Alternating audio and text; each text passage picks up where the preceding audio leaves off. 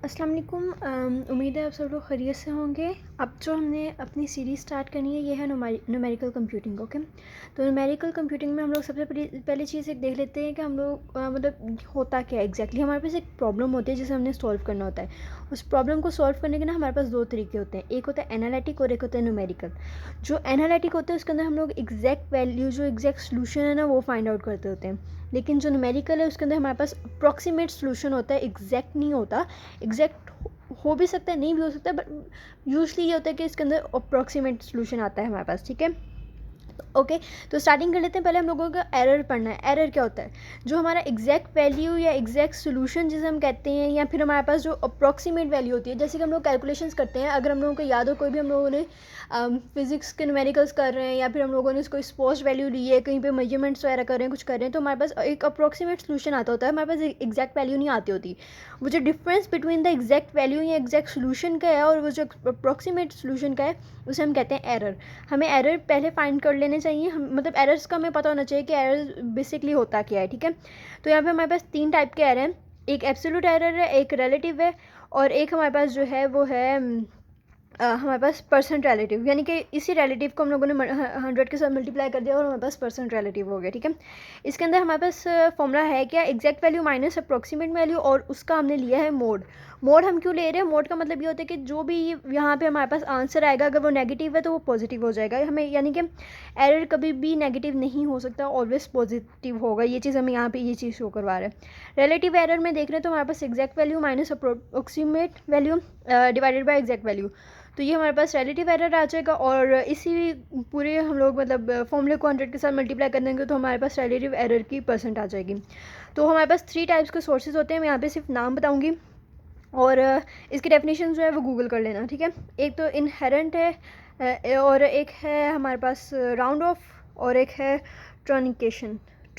Okay, और इसके बाद है हमारे पास साइंटिफिक नोटेशंस। साइंटिफिक नोटेशंस का ये होता है कि हम लोगों के पास कोई भी वैल्यूज़ दी गई हैं, जिस तरह इस फॉर्म में हमारे पास है, और हमें राउंड ऑफ करना होता है, या किसी भी तरह हम लोगों को मतलब एक सिंपल वैल्यूज़ में लिखना। अगर हमारे पास बहुत लंबी वैल्यू जिसमें हमें मल्टीपल जीरोज आ रहे हैं, तो हम लोगों को तो ये चाहिए ना, तो हम लोग क्या करते होते हैं, इसे 10 की पावर में चेंज कर लेते होते हैं। ठीक है, अगर 10 की पावर में चेंज करना है, अगर हम लोग लेफ़्ट टू राइट जा रहे हैं ना, तो हमें काउंटिंग करनी है 1 2 3 4 5 6 6 है, तो हम क्या करेंगे 0.1 मल्टीप्लाई बाय 10 की पावर -6, क्योंकि हम लोग लेफ़्ट टू राइट गए।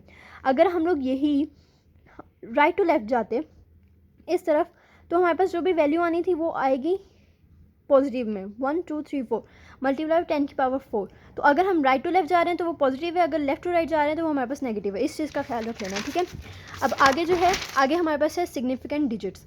सिग्निफिकेंट डिजिट्स की बात करते हैं तो हमारे पास उसके कुछ रूल्स हैं जिनमें ये डिफाइन किया गया है यहाँ पे। वैसे बेसिकली हमारे पास एक डिजिट होना चाहिए, कोई जीरो वैल्यू नहीं स्टार्टिंग में आनी चाहिए, तो इसलिए हम लोगों को डिफाइन करना है कि leading zeros are not significant, यानी कि ये जितने भी जीरो हैं जो कि हमारी वैल्यू से पहले आ रहे हैं ये सिग्निफिकेंट नहीं है। अगर इसे हम लोग अपना राउंड ऑफ करके साइंटिफिक नोटेशन के फॉर्म में लिखते हैं तो वो हमारे पास आ जाएगा 0.25 मल्टीप्लाई बाय 10 पावर -4, क्योंकि ये जो डॉट है ये इस पोजीशन से इस पोजीशन पे आ गया और ये लेफ्ट टू राइट मूव कर रहा है तो -4 आ जाएगा। ठीक है, अब यही अगर ज़ीरो हमारे पास किसी वैल्यू के अंदर आता है इस पॉइंट पे, यानी कि हमारा पॉइंट यहाँ पे है, उससे पहले ज़ीरो ये, और ये वैल्यू का एक डिजिट हमें मिल गया जो कि नॉन ज़ीरो डिजिट है, और उसके बाद हमें कोई ज़ीरो मिल रहा है, तो ये भी हमारा सिग्निफिकेंट डिजिट है। ये वाला ज़ीरो पहले वाला नहीं है, ये वाला है। ओके, तो ये चीज़ माइंड में रखनी है।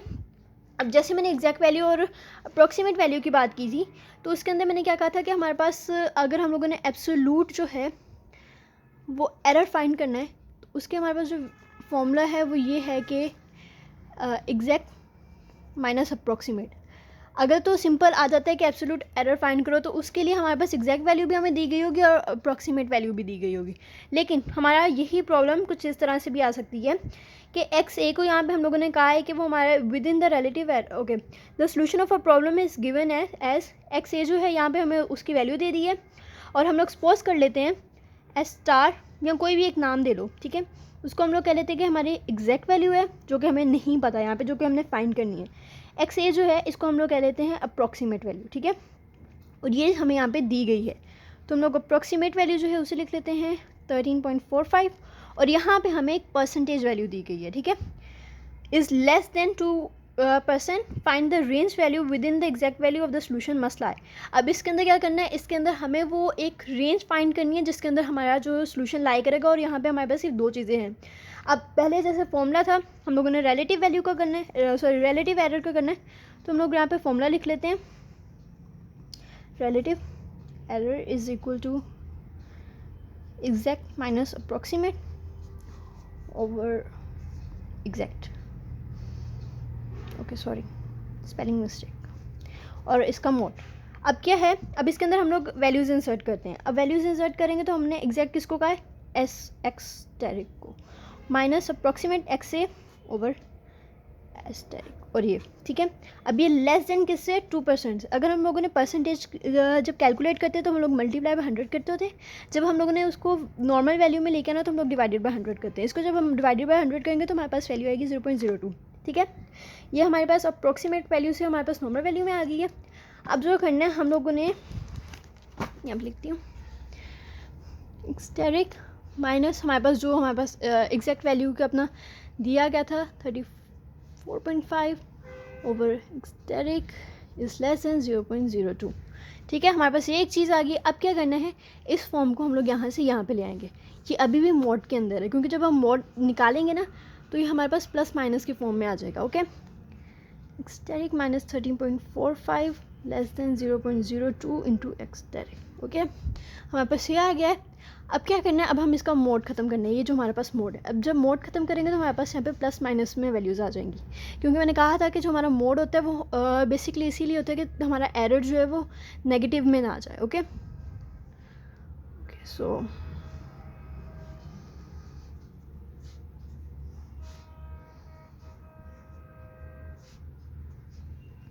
ओके, ये हो गया हमारे पास। अब इसको हम लोग सोल्यूशन कर लेते हैं। एक हम लोग कर लेते हैं प्लस के लिए और एक हम लोग कर लेते हैं माइनस के लिए। लेस देन 0.02 एक्सटेरिक, एंड यहीं पे हमारा केस 2 आ जाएगा जो कि माइनस के अंदर है। लेस देन 0.02 एक्सटेरिक, अपने ब्रैकेट्स को सही प्लेस पे रख लीजिएगा, ये ना हो कि ब्रैकेट्स इधर उधर हो जाए, ठीक है। अब इसकी कैलकुलेशंस कर लेते हैं। कैलकुलेशंस जिस तरह हमने करनी है, यहाँ पे तो हमारे पास बहुत इजी आ रही है कि हम लोगों ने यहाँ पे क्या करेंगे, एक्सटेरिक जो है ये वाली पूरी की पूरी फॉर्म जो है हम लोग दूसरी तरफ ले जाते हैं, और ये जो माइनस वाली फॉर्म है इसको इधर ले जाते हैं, यानी कि स्वैप कर लेते हैं दोनों वैल्यूज़ को। जब हम स्वैप करेंगे तो ये वाला माइनस इधर जाके प्लस हो जाएगा, और यहाँ पर जो प्लस है वो इधर आके माइनस हो जाएगा 0.02, क्योंकि हमें ये एक्स वाली दोनों वैल्यूज़ को जो है एक तरफ लेके आना है, इसलिए हम लोगों ने ये काम किया है। हमारा सैम्पल बिल्कुल चेंज नहीं होगा, सैम्पल हमारे पास वही रहेगा। यहाँ पे इसके अंदर हम क्या कर लेते हैं, एक्सटेरिक को कॉमन लिया, 1 माइनस 0.02 आ गया, इज़ लेस देन 13.45, और एक्सटेरिक इसकी हमारे पास वैल्यू आई है 0.98 less than 13.45। Asterisk is less than 13.45, यहाँ पे मल्टीप्लाई हो रहा है तो इधर आके डिवाइड हो जाएगा, और एक्सटेरिक इज़ लेस देन 13.7245, ओके। ये हमारे पास एक वैल्यू आ गई है जो कि ये लेस देन है, एक्स हमारा ग्रेटर है यहाँ पे, ठीक है। अब यहाँ पे बात कर लेते हैं, तो ये हमारा जो है माइनस अंदर जाके वैल्यूज़ की चेंज कर देगा, 0.02 एक्सटेरिक हो गया। अब जो है यहाँ पे माइनस है, हम इसकी वैल्यू इधर लेके जाएंगे, ठीक है। यहाँ हम लोग दूसरी तरह भी कर लेते हैं, एक्सटेरिक माइनस 0.02 एक्सटेरिक, और ये इधर माइनस 13.45। अब हमें माइनस कॉमन ले लेते हैं, एक्सटेरिक प्लस 0.02 एक्सटेरिक, और लेस देन माइनस 13.45। अब जब हम माइनस ख़त्म करेंगे तो हमारा जो है वो सैम्पल भी चेंज हो जाएगा, ये इस तरह का सैम्पल बन जाएगा, ठीक है।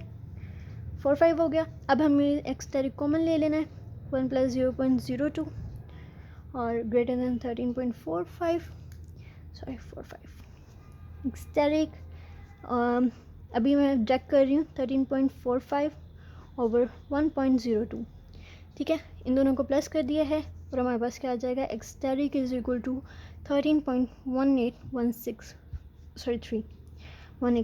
हमारे पास एक वैल्यू ये आ गई है जो कि सॉरी यहाँ पे ग्रेटर देन है और ये लेस देन है। अब इसको हम लोग वैल्यूज़ को लिखते हैं, तो हम लोग पहले ये वाली वैल्यू लिखेंगे इधर 13.7245। अब ये क्योंकि एक्सटेरिक से हमारे पास छोटी है और जो ये वाली वैल्यू है ये इस तरफ आएगी 13. 18163 and it is greater than. तो ये हो गया हमारा क्वेश्चन सॉल्व। इस तरह के भी हमें क्वेश्चंस आ सकते हैं।